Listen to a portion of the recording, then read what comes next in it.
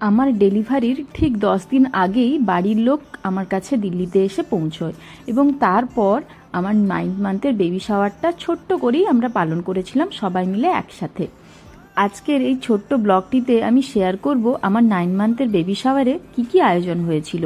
আসলে সময় হাতে খুবই কম ছিল, তাই সকালবেলায় স্নান করে রেডি হয়ে আমি এই লাল কালারের ডুয়েল টোন শাড়িটা পরে নিয়েছিলাম। এটা আমার বাবা মা আমায় 9 মান্থের বেবি শাওয়ারে দিয়েছিল, আর সাথে আশীর্বাদ স্বরূপ দিয়েছিল সোনার এই পলা নেকলেসটা।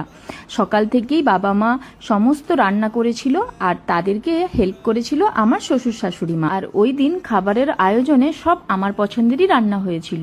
9 রকমের ভাজা, সাথে মাছ ভাজা, যেটা আমার ফেভারিট ইলিশ মাছ ভাজা, সাথে ছিল আমার আরো সব প্রিয় খাবার। আর এই যে শ্যুটটা করেছে পেছন থেকে আমার বরমশাই।